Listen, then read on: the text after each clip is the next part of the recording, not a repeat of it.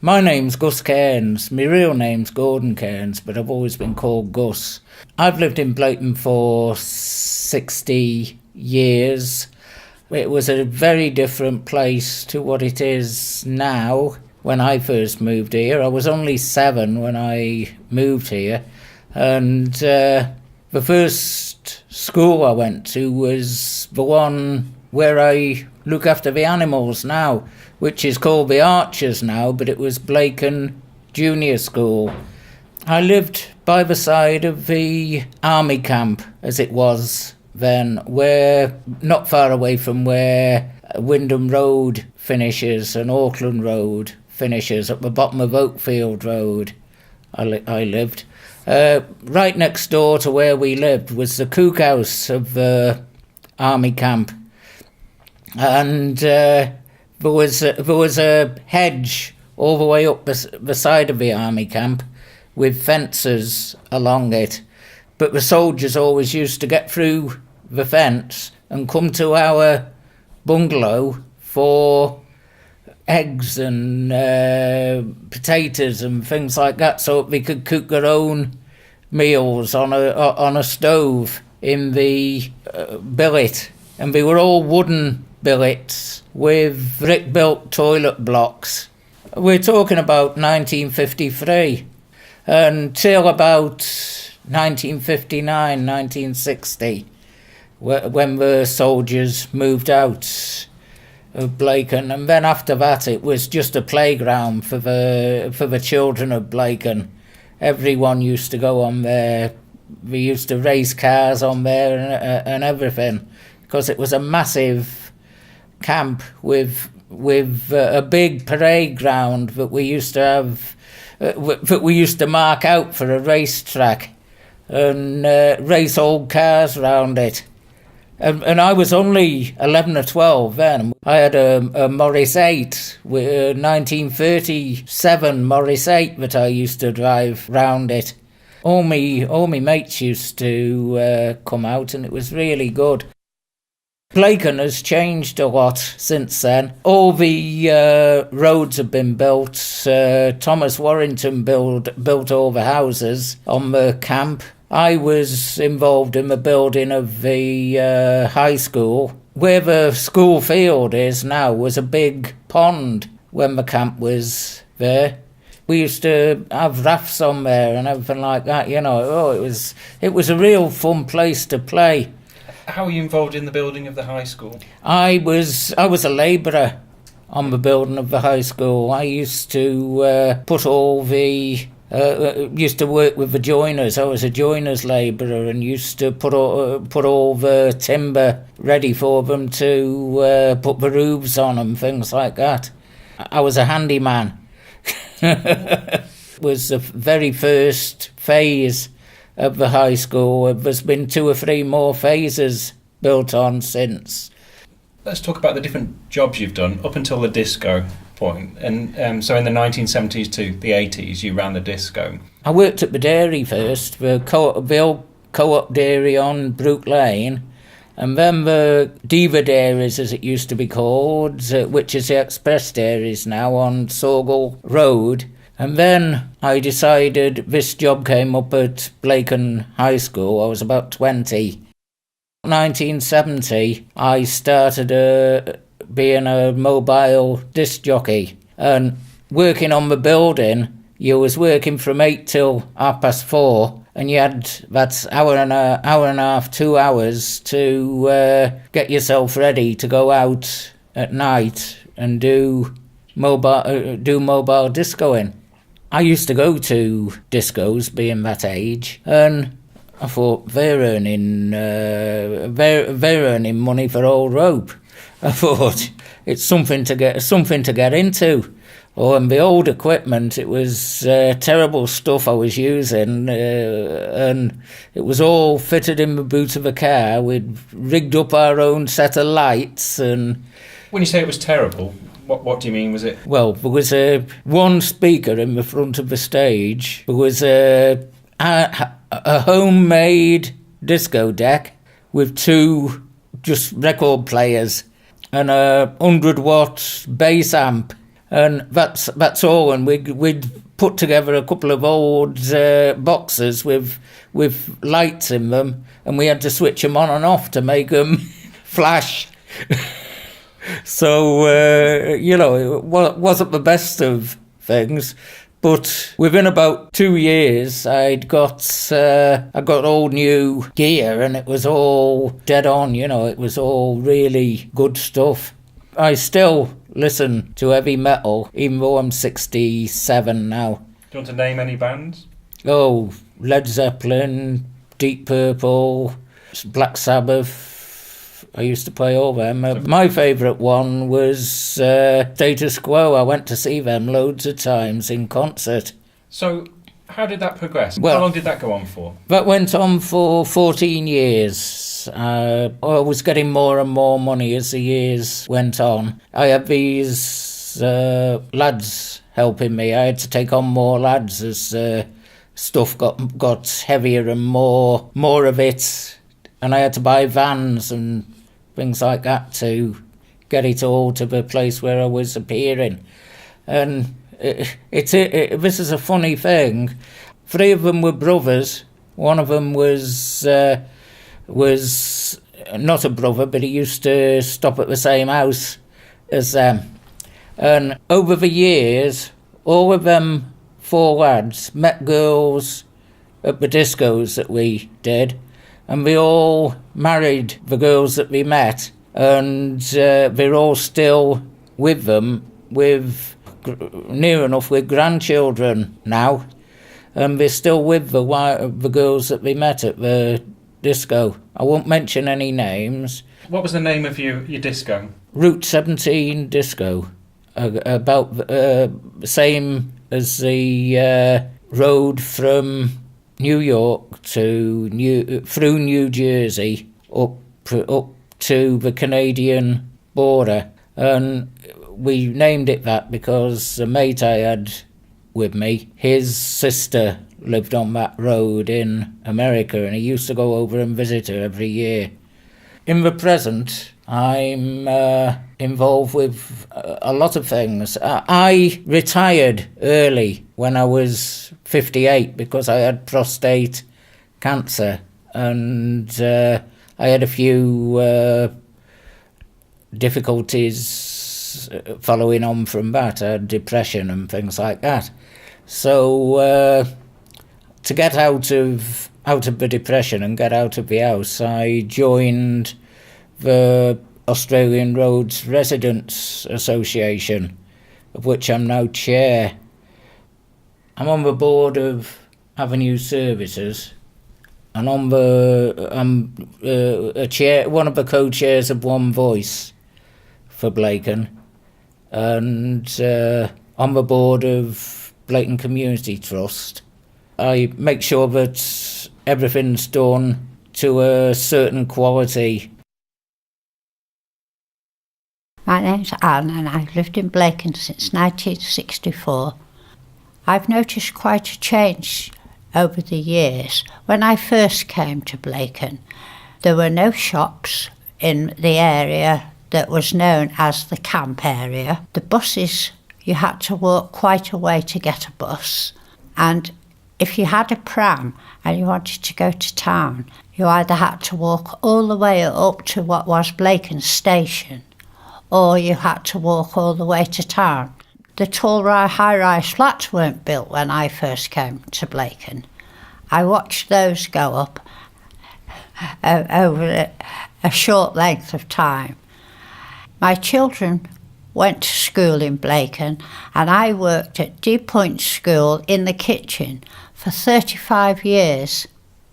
So I've seen generations of children grow up around me, from the children that were there when I first went to some perhaps grandchildren that they've got now. So do you recognise those people? Do you see them around Blacon and they know you from those days? Yes, a lot of the people that have been to school there are now neighbours, perhaps, or I see them quite frequently because I do get involved with things in the local community if I can. I'm a fanatical knitter. And I raise money. Everything I make, the money that I make out of it, I always put for a charity. And my charity at the moment is the KCC Club belonging to Blacon Community Trust. I've raised a couple of £100 over the last 12 months for them so that they can use it. They've bought a iPad, I'm not techie-minded, but something for the computer, and they wanted some books, and they've had treats for Christmas, things like that. Just any money that I make, I try to put back to charity. What sort of things do you knit? Oh, I knit anything from baby clothes up to grown-ups' clothes and toys. I don't make any profit out of it. The money that comes goes back into the community. I try to get involved with the One Voice for Blacon, and I always go to the community forums. I think I'm known better there for being the tea lady, because I make the tea for anyone that wants tea.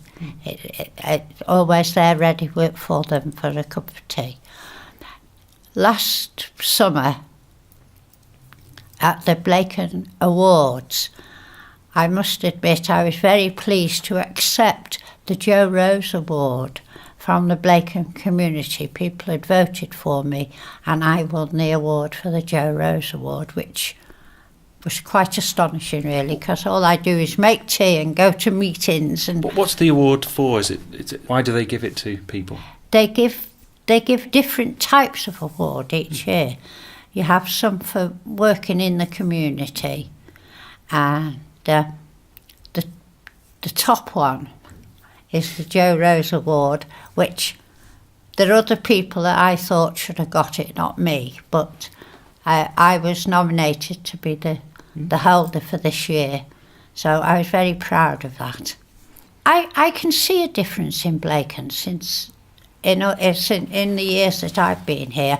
Where I live, at the year 2000, they decided to knock down 9 blocks of 3-storey flats, which made it that I was living more or less in the middle of a building site for about 3 or 4 years, which was quite good in a way, because what we've got now is so different to what we had. Where is that you're describing? Round Treeporth Road area. It's so different now to what was there. There was nothing at all there for the children. Now they've got a play area to play. One part is a home zone, which means that the pedestrians have as much right of way as the traffic do. It's a mixture of both private and social housing. So, and I think that's a better idea, because sometimes, because it's social housing, people think, oh, it's only they call it a council house, But those people that live in social housing are just as proud of where they live as people that are private tenants. And yes, I think it's improved the area a lot. And I hope that when they've done all the alterations that they're doing over on the parade, that the people over there feel the benefit of it as much as what we have. I find that the people in Blacon, if you're walking along the street, even if you don't know someone, and you look at them or either smile or say hello, good morning, they always answer you. There's a lot of areas that you go to that people look at you twice because you smile at them. I think people in Blacon are the friendliest people you can get. I think they are. My name is Gerald Watts, and I've been in Blacon since 1962. 30 years ago I started the Home Watch, the second actually which was organised in the whole of the UK. And then when I finally retired 5 years ago, there were a number of objects or particular sort of things that I wanted to get involved with. One was the local community really is dependent on the people living here. I mean, I've found over 50 years, it's probably one of the best communities I've ever lived and worked in. So 5 or 6 years ago, one of the first projects was the old station site. And that particular area was a station where my children, when they came, actually were taken to Chester. There was no bus route. You either walked or had the train. And that stopped in 1970. But then it went into disrepair, overgrown. So 5 years ago, we got a grant and a number of volunteers got involved. Stephen Perry, and I have to mention his name because he was the prime mover, called a meeting of people in Blacon who were particularly interested in looking after that site.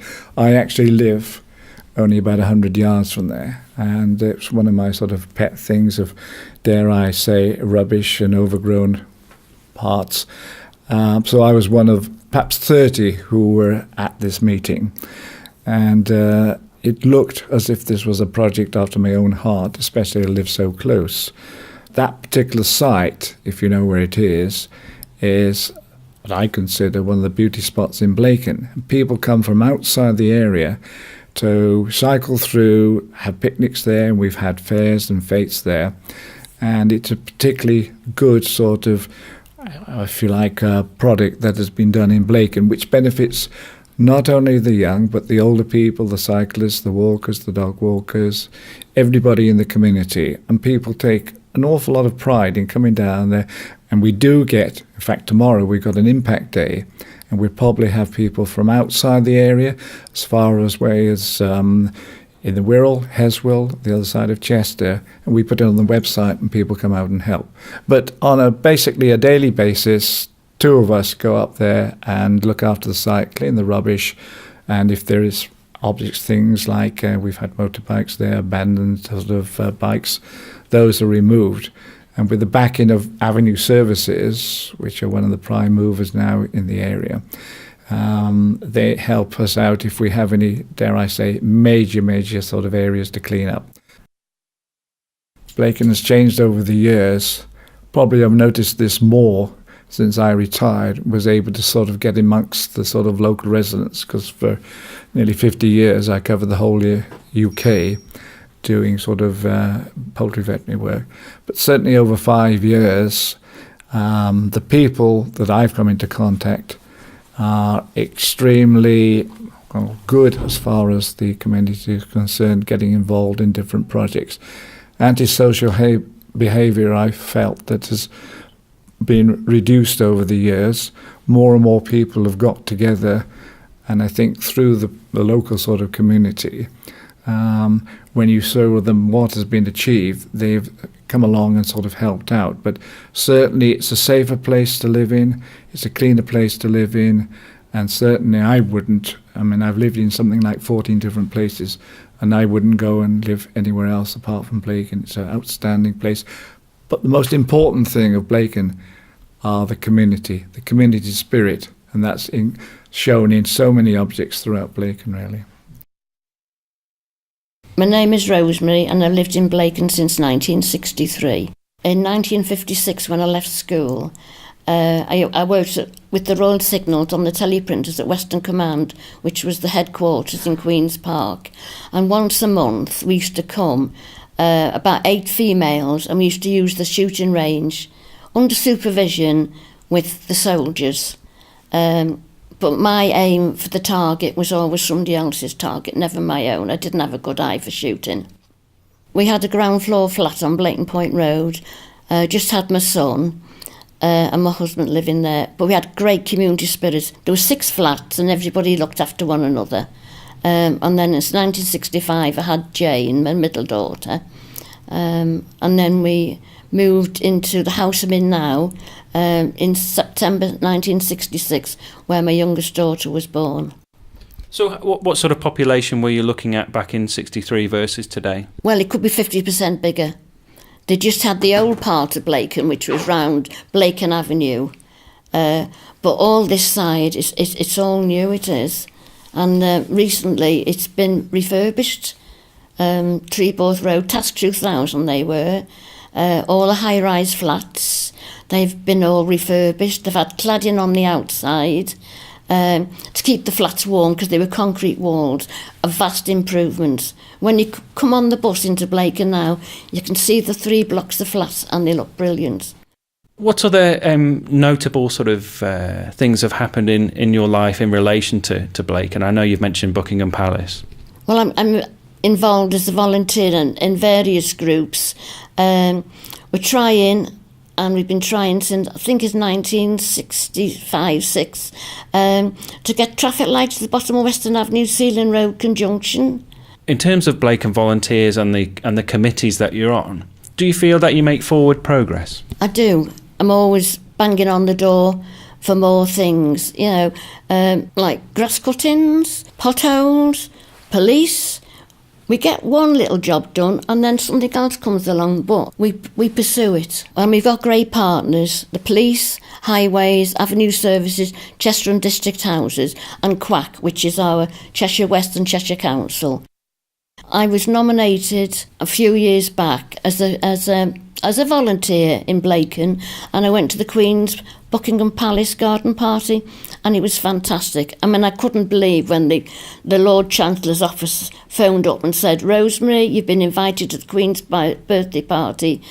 And I went, "You must be joking." But the lady phoned up on the Monday and she said, "It is true." And we had a fantastic day, my husband and I. We got a train, we stayed in a hotel in Kensington Gardens. It was lovely. We weren't allowed to have a tour of Buckingham Palace. Just go up the steps and into the garden party. But it was lovely. We got a taxi from Euston Station, and the taxi driver said, "Why are you going to Buckingham Palace?" And I said, "Well, I was nominated to come for my volunteering." And when we got out, the taxi man said, "I don't want your money." So he didn't charge us our fare because he thought it was great, and I thought, well, how lovely that was. Really nice. And then 2 years ago, I entered a competition to name a racehorse associated with Chester, and I picked the name Admiral of the Day because that is the name that the Lord Mayor's given, and it was great. The horse run twice, but I don't know what's happened to it since. It's probably a tin of corned beef by now. How did you get involved with that competition? It was just in the Chronicle, and I love horse racing, I do, and I just thought, entered the competition, and I couldn't believe when they said I'd won. We had a fantastic day out in a box, the best of everything, and we got, my husband and I, Tom, we got a lift home to Blacon in a Rolls Royce by this fella who lived in Skelmersdale, and that was lovely. I got this Rolls Royce pulled off outside our house, and like the neighbours were just looking like that, but it was brilliant. I know that you're passionate about education and that you'd love to see the sixth form brought back to Blacon High School. But how would you describe the education? Because I know your children all went to Blacon High School. I just think it's greatly improved. When my children went, they had the sixth form, it was brilliant. A lot of children were educated outside Blacon. For one reason or the other, they thought Blacon schools weren't good enough. But all the schools in Blacon now have all got Ofsted awards, and D Points got outstanding out, and I just think that's brilliant. Children want to come stay in the community now. They don't go out. But I just would like to see a sixth form on the new bill for Blacon School. Where would you say are the best green spaces in Blacon? The Greenway. There's the Eco Garden in Bridgman Road. That was lovely. That was a Kath Evans. She pursued and got money from the council, and that was lovely. Kath died 18 months ago, and we got that beautiful Eco Garden. We've got the Adventure Playground. We've got the Blacon Zoo, which they've got chickens, ducks, llamas, donkey, another little, I can't remember the other animals that's there, but the children love it. A lot of people don't know about Blacon Farm, that's what it's called, and it's lovely. It's there for everybody. Whereabouts is it? It's off Shelley Road, by the back of St Teresa's Church. But it's a wonderful place to go and visit. How do you feel Blacon engages people in terms of, say, sport? Football. They've just moved from Blacon Hall. Well, they play on Blacon Hall Road, but they've just had new changing rooms on Cairns Crescent. The Delta Centre used to be behind the parade, but that's part of the new vision for Blacon, the demolition, and they've moved into Cairns Crescent, and they're playing there, and it's lovely. On a Sunday morning, you can hear them playing football, laughing and joking. You've just got to get young people involved. I'm proud of where I live. People used to want to move away from Blacon. Now people want to come back into Blacon because of all the things that we've got.